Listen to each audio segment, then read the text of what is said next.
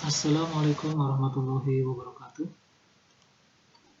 Alhamdulillah, anak-anakku sekalian, kita bisa berjumpa kembali dalam pembelajaran matematika sebagai kelanjutan dari persamaan kuadrat pada video pembelajaran sebelumnya. Maka pada video pembelajaran berikutnya adalah pembahasan mengenai fungsi kuadrat dan bagaimana menggambarkan grafik fungsi kuadrat. Tetapi menggambar grafik fungsi kuadrat ini kita bagi menjadi dua part, dan untuk video pembelajaran kali ini kita akan membahas mengenai bagaimana membuat grafik fungsi kuadrat yang sederhana. Baik, sebelum pembelajaran dimulai, maka baiknya kita baca basmalah bersama-sama. Bismillahirrahmanirrahim. Selanjutnya, anak-anak sekalian, kita akan melihat definisi dari fungsi kuadrat. Fungsi kuadrat itu dirumuskan dengan bentuk Y sama dengan AX kuadrat plus BX plus C sama dengan 0 dan A tidak sama dengan 0. Bapak tidak akan bercerita kembali mengenai kenapa A tidak boleh 0. Dan apakah ini ada kesamaannya dengan persamaan kuadrat? Sekilas seperti sama, tetapi ini berbeda. Pada pembahasan ini kita membahas tentang fungsi, sehingga kalau di persamaan kuadrat AX kuadrat plus BX plus C itu sama dengan 0, sekarang adalah sama dengan Y, adalah suatu nilai tertentu. Jadi ini lebih luas dari persamaan kuadrat. Kalau persamaan kuadrat, nilai dari bentuk AX kuadrat plus BX plus C ini harus senantiasa 0. Kalau ini boleh berapa saja, tergantung kita memasukkan nilai X. Nah, kita lihat contoh yang kaitannya dengan fungsi kuadrat seperti ini. Y sama dengan 3x kuadrat plus B plus 4x min 5. Dan tentunya nilai A, B, C ini bebas ya. Dikecualikan A, tidak boleh nilai 0. Jadi nanti perluasannya sebagaimana dalam persamaan kuadrat. Bapak ambil contoh-contoh yang lain, umpamanya ini negatif x kuadrat plus 4x min 7 misalnya. Atau misalnya hanya x kuadrat saja tidak mengandung 4x min 5 juga termasuk fungsi kuadrat ya. Nah, sedangkan contoh yang kedua, Y sama dengan negatif 5x plus 6, karena tidak mengandung variabel yang berpangkat paling tinggi 2, maka ini bukanlah termasuk ke dalam kategori fungsi kuadrat. Oke, dari contoh atau dari definisi ini semoga kalian bisa mendapatkan kejelasan konsep mana yang merupakan fungsi kuadrat dan juga mana yang bukan fungsi kuadrat. Untuk selanjutnya, karena kita bicara mengenai fungsi, maka di dalam fungsi itu ada istilah prapeta dan peta. Ini sebenarnya sudah dibahas secara mendalam di kelas 8 ya, tentang apa itu fungsi, tapi Bapak mengingatkan kembali karena memang ini adalah konsep yang sama dengan fungsi yang sudah kita pelajari di kelas 8. Nah, kita lihat di kelas 8 kita sudah mengingat ya bahwa fungsi itu memetakan dari himpunan A ke himpunan B. Misalnya kita umpamakan fungsi F. Dan secara keanggotaan, fungsi F itu memetakan X satu nilai atau satu anggota pada himpunan A, yang mana himpunan A ini nantinya kita sebut sebagai domain, menjadi Y. Ya. Jadi ini sebuah mesin yang mengubah nilai X menjadi sebuah nilai yang baru pada himpunan yang baru yang disebut dengan kodomain, yaitu Y. Dan nanti kalau hasil dari operasi F, fungsi F kepada beberapa nilai X menghasilkan nilai-nilai Y di B, ini disebut sebagai range atau daerah hasil ya, yang bisa merupakan bagian dari himpunan B ya, karena tidak semua mungkin dari anggota B ini sebagai range, bisa juga sama, bisa juga bagian dari B range.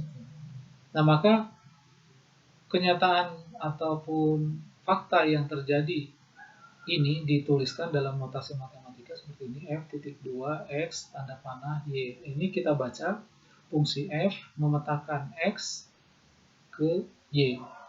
Untuk selanjutnya, X inilah yang disebut sebagai prapeta. Pra ini berasal dari kata sebelumnya, peta sebelum dipetakan. Dan Y inilah yang disebut sebagai peta dari fungsi F. Y juga atau peta ini sering diistilahkan dengan image, ya, atau bayangan, itu sama saja. Selanjutnya kita lihat contoh, misalnya ada soal demikian, tentukan nilai peta X sama dengan 1. Jadi nilai dari petanya, prapetanya itu X sama dengan 1, kita diminta untuk nilai petanya. Jika prapetanya X sama dengan 1 pada fungsi Y sama dengan 3X kuadrat plus 4X min 5. Jadi sekali lagi kita ditugaskan untuk menentukan nilai petanya. Jika nilai prapetanya X sama dengan 1. Nah, pertanyaan ini tidak sulit kita jawab ya. Karena kita sudah punya rumus fungsi dalam soal ini, maka kita tinggal substitusikan saja nilai prapeta itu ke dalam fungsi tadi, gitu, rumus fungsi tadi, dengan cara mengganti X oleh nilai prapeta pada soal ya. Jadi kita lihat jawabannya 3, X-nya kita ganti dengan 1 karena nilai prapetanya 1. 3 kali 1 kuadrat, kemudian plus 4 dikali 1, jadi X-nya kita ganti dengan 1, min 5, 5 tetap pada konstanta ya, tidak mengandung variabel. 1 dikuadratkan 1 kali 3 hasilnya 3, 4 kali 1 hasilnya 4, min 5, jadi 3 ditambah 4 dikurang 5, 3 tambah 4 7, dikurangi 5, hasilnya adalah negatif 2. Jadi nilai peta dari prapeta X sama dengan 1 adalah negatif 2 jika rumus fungsinya Y sama dengan 3X kuadrat plus 4X min 5 ya. Mohon dicamkan jawaban ini baik-baik. Demikian apabila kita diminta untuk menentukan peta pada soal-soal yang kaitannya dengan menentukan nilai peta.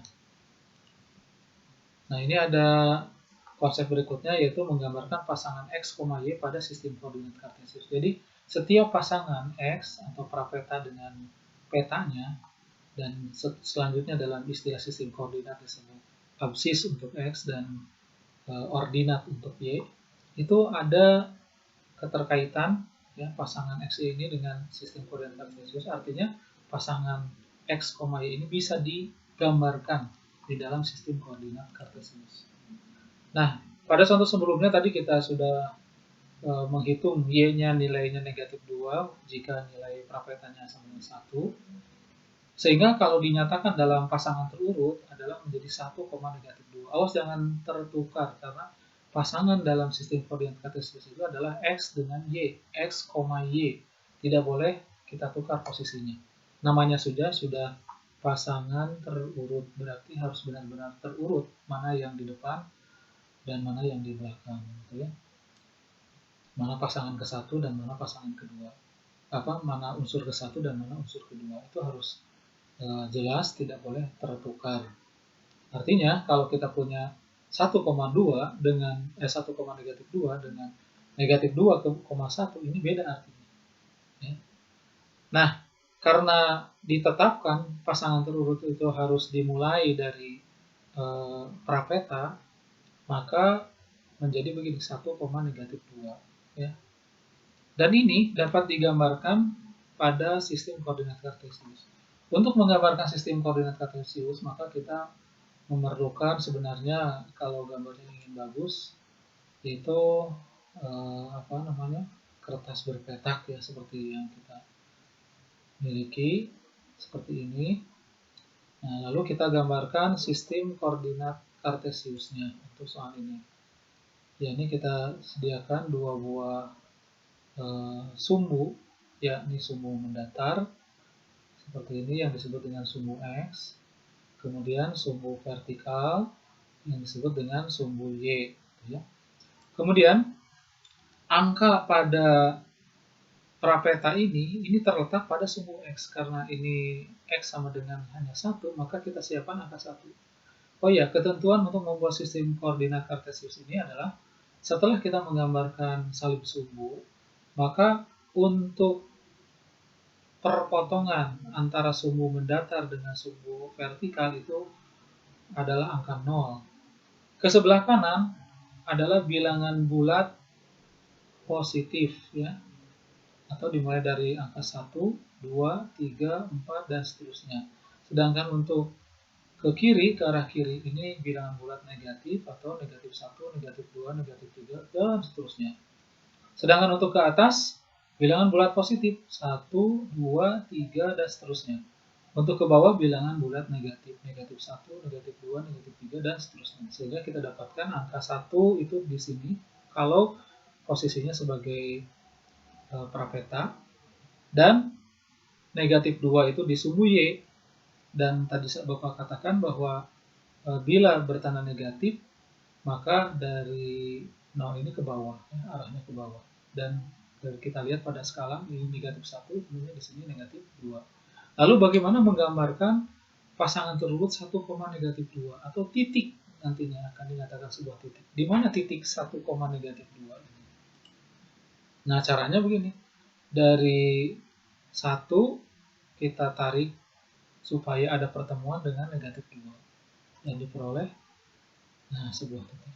Inilah titik yang dimaksud dengan 1, negatif 2 atau lokasi untuk 1, negatif 2 ini adalah titik ini ya.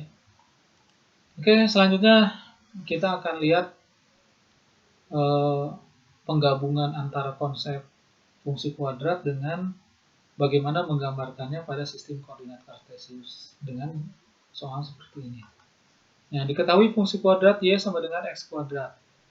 Dengan domain, nah inilah domainnya, antara negatif 3 sampai dengan 3, di mana X-nya bilangan bulat.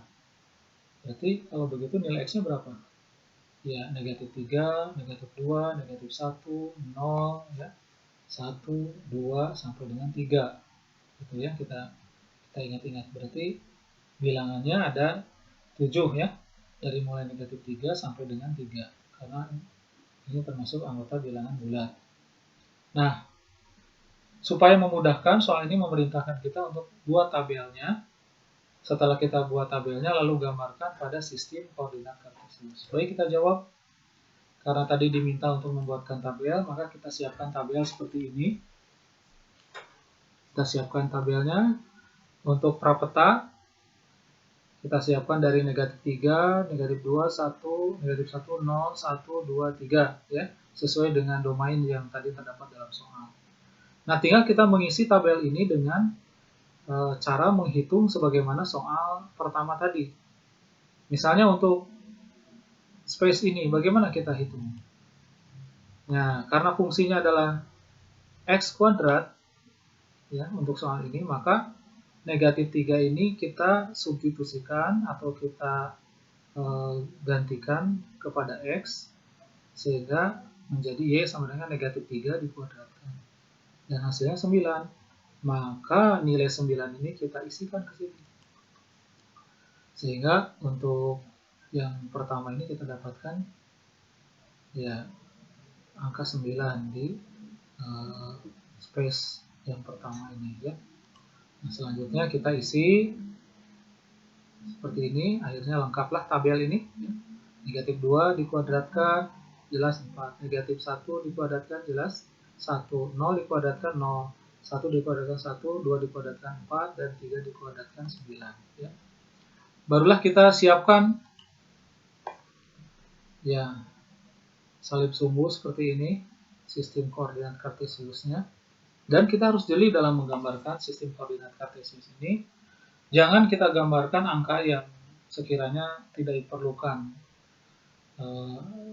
Misalnya, pergerakan nilai X itu dari negatif 3 sampai dengan 3. Jadi kita jangan membuat sumbu, misalnya di sini sampai 12, negatif 12, di sini sampai negatif 7. Jadi banyak yang tidak terpakainya. Nah, dengan menggambarkan seperti ini, berarti ini kita cukup efisien tempat ya, dan memang sesuai dengan sasaran karena pergerakan nilai X antara negatif 3 sampai dengan 3. Kemudian juga kita lihat pergerakan Y.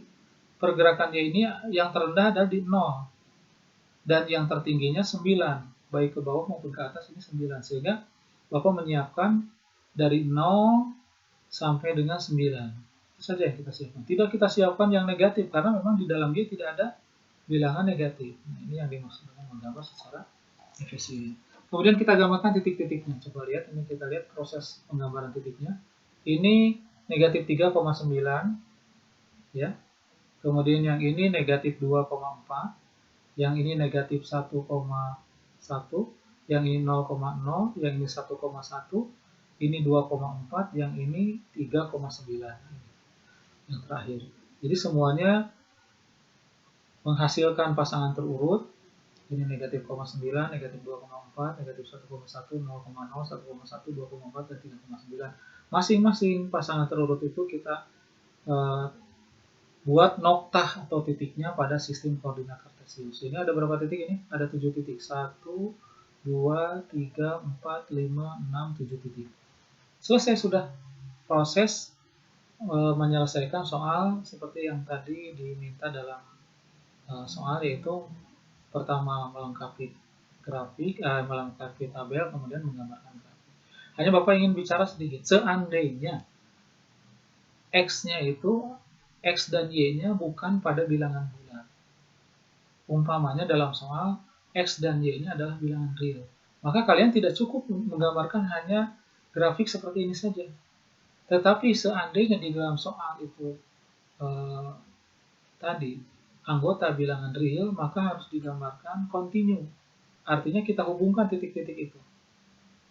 Terjadilah grafik seperti ini ya.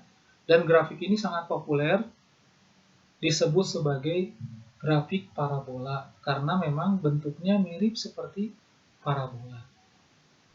Nah, tapi sekali lagi karena kita bicara bukan pada bilangan real, maka kita gambarkan cukup dengan titik-titik seperti ini saja.